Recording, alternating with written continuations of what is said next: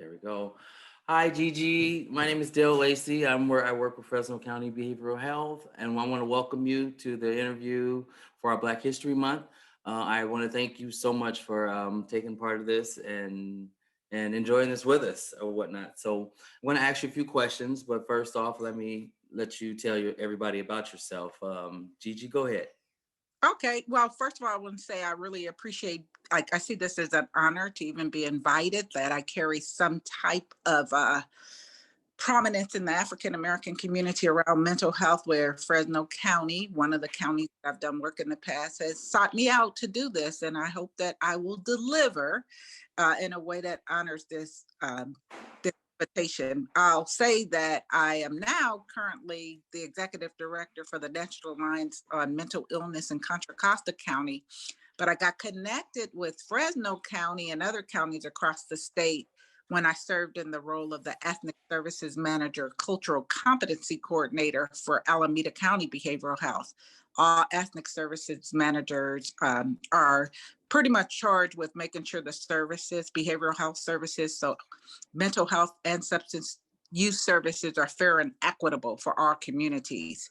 And so from doing that work, I also had an opportunity to work at a state level to identify what tools or resources could we employ specific to the African American community that could have the greatest impact, reach the largest number of people. And I lean toward working with the faith community, the African American faith community, or I'll say people of African descent, because I recognize when people are in crisis, they first turn to their faith leaders. But our training program, Mental Health Friendly Communities, was designed to make sure that the faith leaders had the skill set and tools so that once people came to them, they were understanding the role that the faith can play, and then the clinical and bridging the gap, but not over spiritualizing and not minimizing the role that clinical trained culturally responsive therapists might be able to offer someone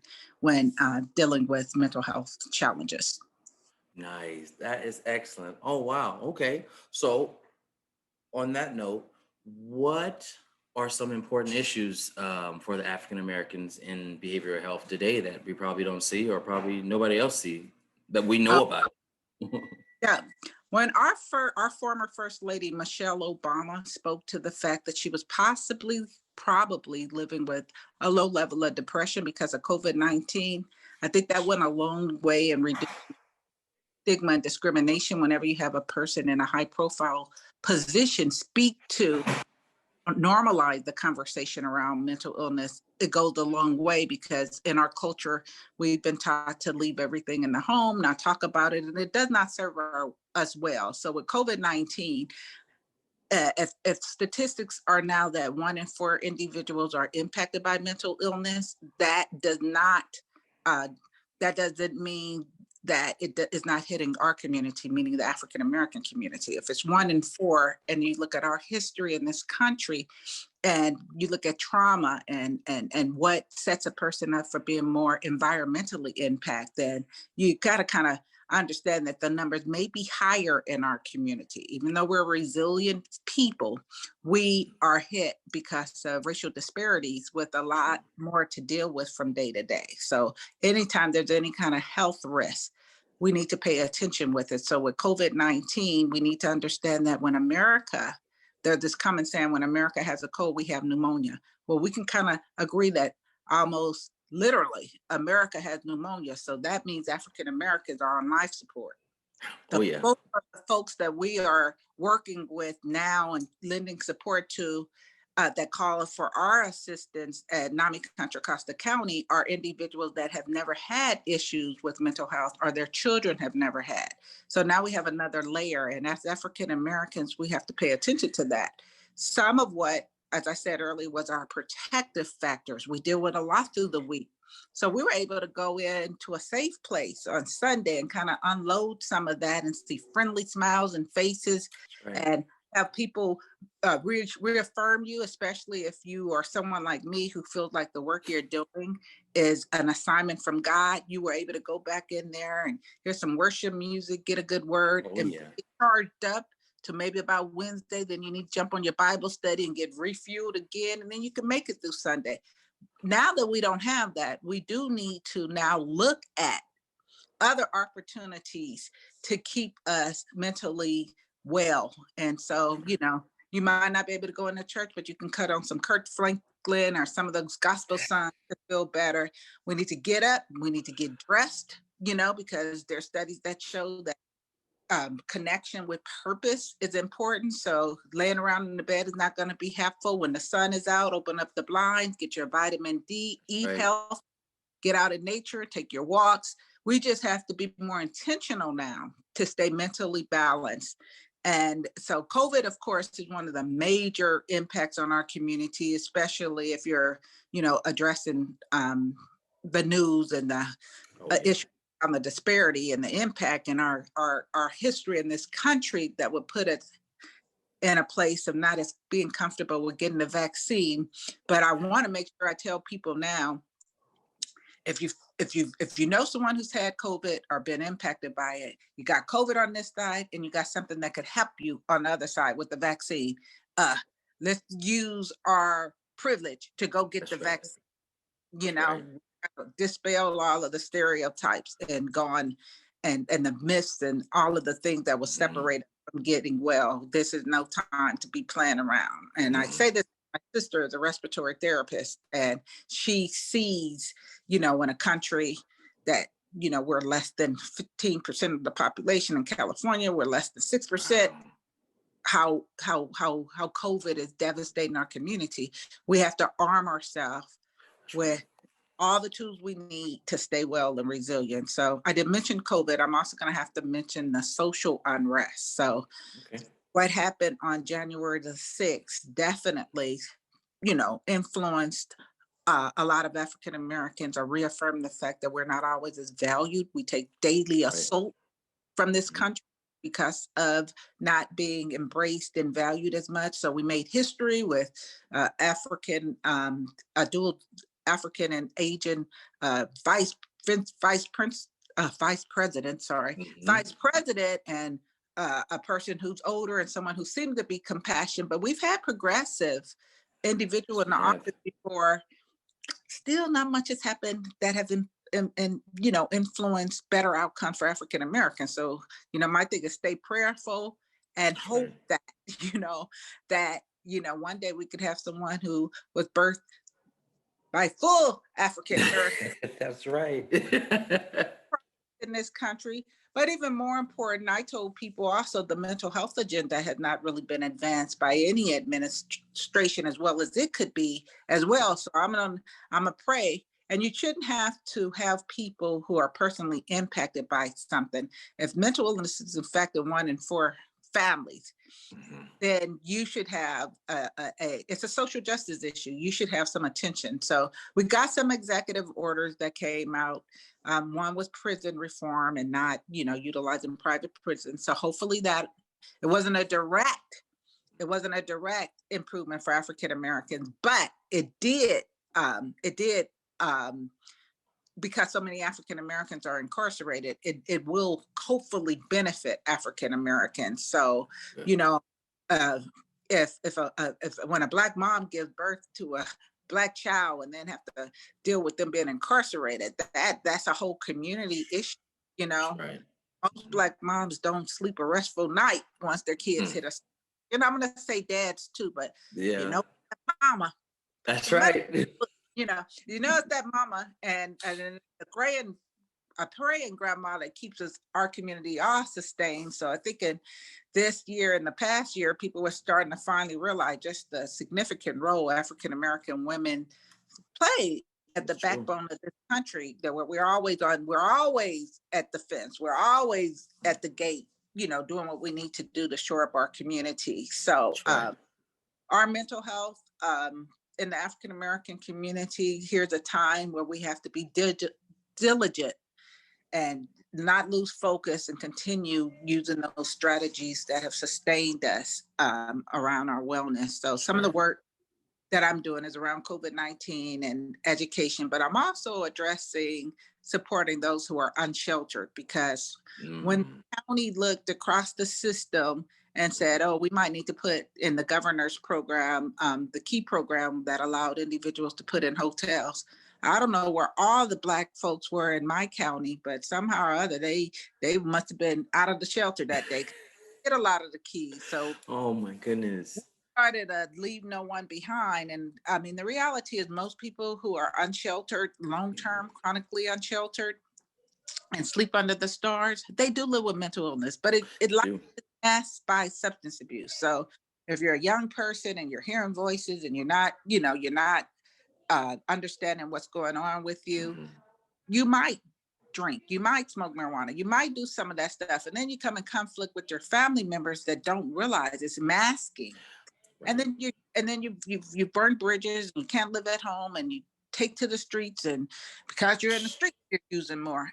But That's at the right. end of the day, when we go out, and I partner with a church in our community, when we go out to feed the unsheltered, our ministry is really speaking to like the keepers of the flock. We're speaking to that one Nice.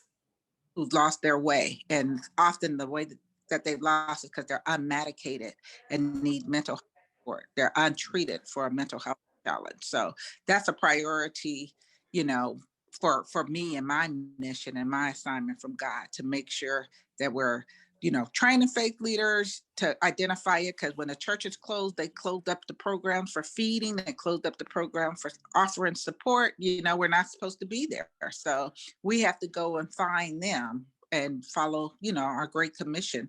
And when we go out, it's amazing. A lot of the African American um, uh, individuals we call peers who live with mental health challenges say, "Oh, thank you so much. I believe in God. I'm trying to get Mhm. right." And so, it's just a core belief that we have to have a reliance on our faith and spirituality. So that's why I do a lot of work that's faith based and community defined. Nice. So when you go out to the field, say for instance, Mhm. where do you go? Like, do you go to a specific area, or is it Well, like? Mhm. yeah. So we're set up ground. We all meet up at a church Okay. and go to that church. And then we have volunteers both from my agency as well as individuals from the church. And then I don't have the emotional um, warehouse to go into Okay. the encampments. I I will pay see. for food through my agency. I will set it up with the PPE, the face mask, the hand sanitizer, all of that. Wow. People, as soon as they see us, they come to the church and they start before we can even, but a group will then caravan through the encampments all around the city Nice. of Antioch where I live. And that some of them don't follow my directions, which is don't tell me how bad it is. You Right. know, call me Right. and they talk.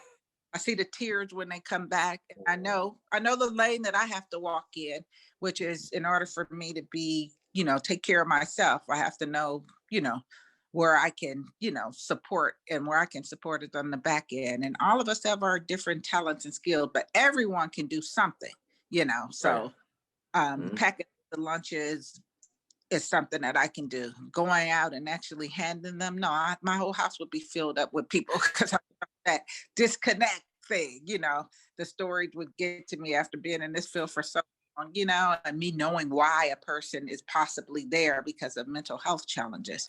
Right. So I let the ones with the capacity to do the hands-on, and we give out ministry tracks, um, and meet people where they're at. I mean, we don't force anything on them, but if they want to minister to them, we've been successful, especially because of COVID. Out of chaos comes opportunity. With hey, would you like to hear from your mom? I bet she's worried about you. Pull out the the phone and let them talk using social distancing to their families. And a lot of individuals learn that whatever happened in the past, yeah, you might have took some without permission, you might have had a major argument, but COVID changed everything. Come on home to Right. mama. And Oh, try and connect them to yes. service. Yeah. That is so awesome, Gigi. Your heart is so big, and I love it. I love everything that you're doing. That makes me feel like I'm doing something as well, positive, just Great. as well. Oh my goodness. With all that being said, or whatnot, what are some projects and community service you're involved in? Can you give us some insight that right now that's Well, going on? know COVID is kind of restricting a lot of stuff, but I know you're still One, busy. one of the major focuses on June 2nd of 2019, a young African American man, 23 years old, Miles Hall, was killed uh, really less than 500 feet from his home in a neighborhood in Walnut Creek by law enforcement. And so I always knew that individuals who live with mental illness actually are shot and killed by law enforcement, no matter what color they are, more often than unarmed African American males. So when you look at an African American male and he lives with mental health, the odds against him, surviving contact with law enforcement is less than any other community. So when this happened and I got a call from a friend of the families and later the moms, I went all in because we have a system in which we call 911 to respond to what is indeed a medical condition. So now I've been working with the Miles Hall Foundation that, I'm partnered with the mom to try and make sure his name is not forgotten and that we have an opportunity to have a non-police response to those living with a mental health crisis, especially in light of the fact that she called for supports to her local, police department the day before. And so they should have been well equipped with them. Now, where it touched my heart so much is that what they considered a weapon was a gardening tool his neighbor had gave him. And he was someone who relied so heavily on his faith. He had interpreted that as a lot of people who live with mental illnesses do, and I see this a lot for African Americans who live with mental illness. They cling on to their faith. We embrace it when people have substance abuse issues. They speak to their higher power. We have not done such a good job in mental health. So this young man had this gardening tool. The police commanded him to put down some God gave him in his mind. He wasn't going to do it. That was his protection. So he got frightened with police with guns drawn, and he was zigzagging back to his home. He was shot in the side. And so when I made the mistake of seeing that footage, because I told you I don't have the emotional Yeah. capacity. Mm-mm. When I saw that footage and I saw the brutal killing of this young man, and his mom had taken one of our classes at NAMI, and I felt like, what I should have done is tell her, because he's Black, you can call the police, but recognize the risk you put your son in when you call. Right. We have to now say that. So what wound up happening is she was able to rally her whole community behind her. And for the Nice. last year and a half, we've done some really great work.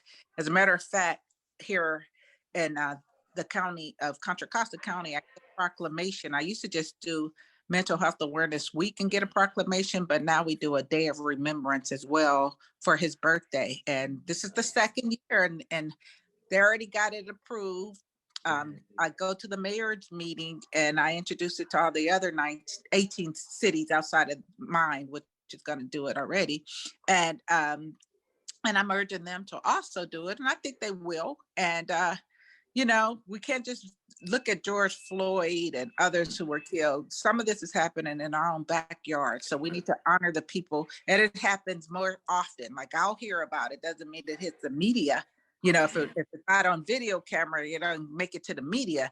But there's a lot of individuals who have been victimized. And so we're actually working with law enforcement and have created tools for law enforcement because it's a societal issue around culture shift that we need to make about calling 911. They only really pick up about 30% of the individuals who are called for 5150. So we have to educate the family members. We need to have continuum of services, and they need to be culturally responsive. So if you're going to work with Black people, you need to carry the skill set to work with them in a way that produces the best outcomes, not a one size fit all.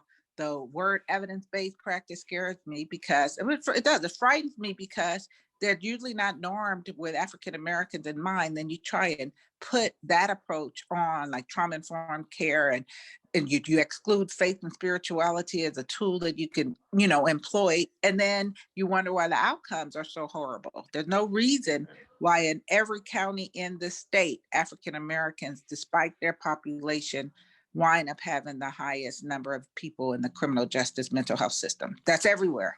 That's everywhere. I don't care, smaller, got 5 Black people. If they're in mental health, they're in the most restrictive environment. So just doing the kind of work to honor and not criminalize people, because at the end it's the law enforcement that makes a decision. Does this person who just did this possibly broken the law? Are they going to PES, like emergency services, or are they going to jail? Too often when they're Black, they go to jail. Yeah. And they live with mental illness. So those are some of the, speaking up, I have a advisory committee where our public defender sits on it, as well as our DA. And we're just trying to push the needle.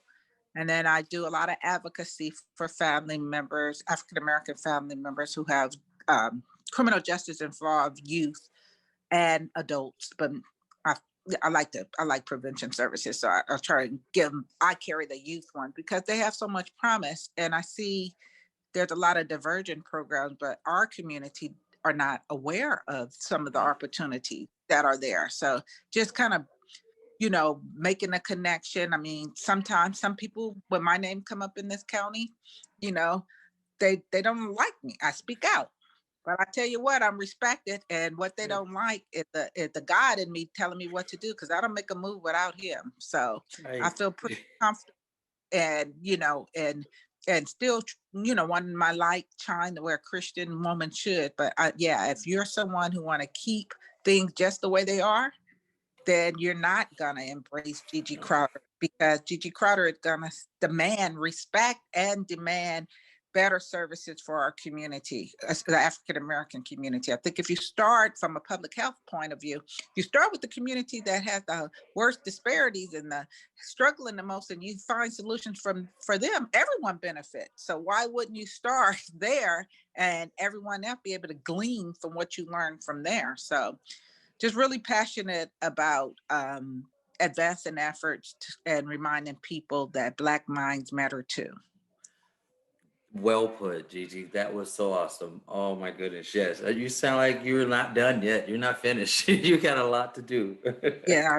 Well, I mean, it's a lot to do. I always welcome others, Sure. like-minded people to join forces with us. And there are, several. We had a lot of connection when we were in Fresno with others who were like-minded, especially the family members who that they want better services for their loved ones out in that way. And we work with the ethnic services manager, the behavioral health director who was there at that Nice. time this while ago.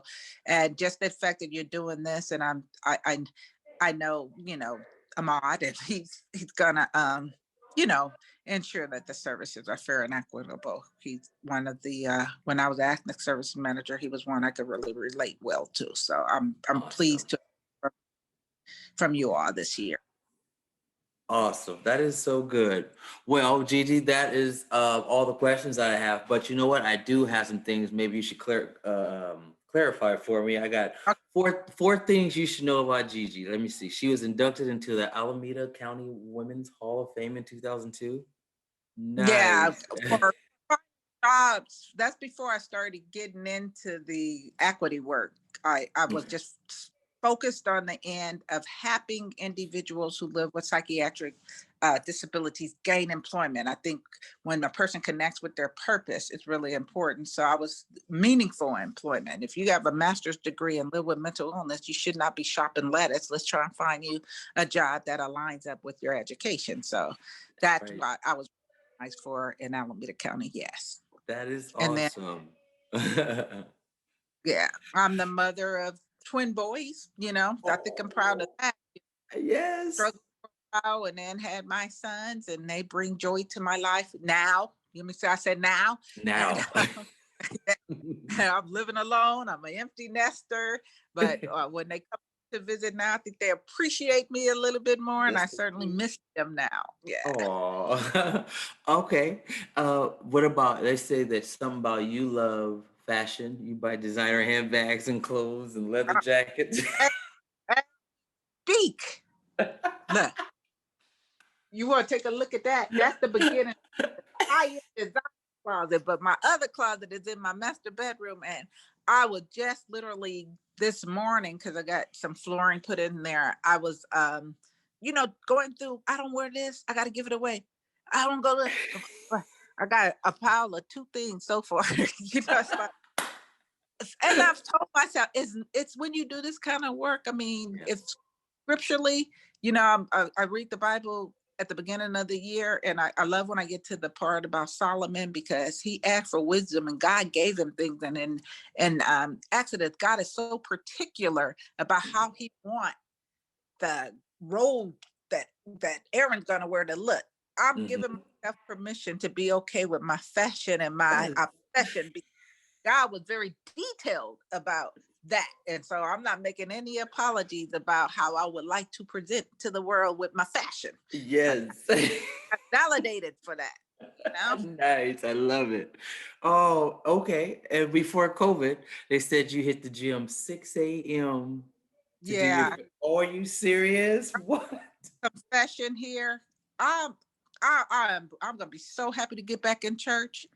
But that gym, when that gym opened, because that's the one thing. Now, my gym routine was down. I get up Mhm. in the morning, go to the gym, get my headphone, put on me Mhm. D. Jake's sermon or some of There the you other, go. and get in there and know that I was building up myself to be ready for this fight. So there's Right. this battle that we are fighting, and you have to be chored up and be in the best health to do it. So Right. uh, Mhm. being a woman nearing 60 years old and able to squat and bench press the way I was doing was really something that, I'm going to give for the other 22 and a half hours. For this 90 minutes, I'm doing something for me, and I'm feeding my spirit while I'm doing it. So yeah, That's the right. gym was a very important part. I struggle now to get on my treadmill at home for 20. But while I was at that gym, I'd rather get up and get in the car and go to the gym than stay at home and do Yes.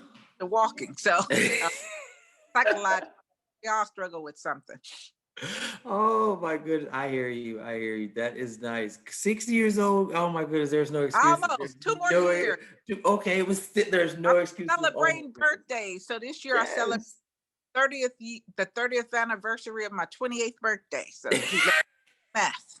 Yes, that's what I'm talking about. Yeah. And this last one, I'm pretty sure it's true. You are an elder at Yes. your church, Yeah. and your favorite line is, without God, without a doubt, God has my back. Yeah, I know without a doubt. I mean, my exit at Alameda County wasn't the prettiest, and a lot of people, you don't want to leave a county job, Right. but I may have been a little uneasy for like 3 days, and then God showed me what He had planned for me, and I'm telling you, I will never get in His way again, That's because right. just that commute and taking. I live close to home. I'm financially, Nice. doing well, and so you know, like they say, if you wanna make God laugh, tell Him your plans. Nope, I'm always gonna ask Him, what do you have me do, because it's always gonna be so much better than anything I would dream up. So, Yes. yep. Nice. I love it. I love it. Well, Gigi, thank you so much for all your time. I really appreciate this interview. Thank, I learned so much. thanks for having me, and that 6-year-old can now have your attention back. Yeah. Thank you so much. I will be speaking with you again soon. And if any other questions, I'm pretty sure I'm out to reach out to you. Okay, tell him I said hello. Will do. See you later, Gigi. Bye bye. All right.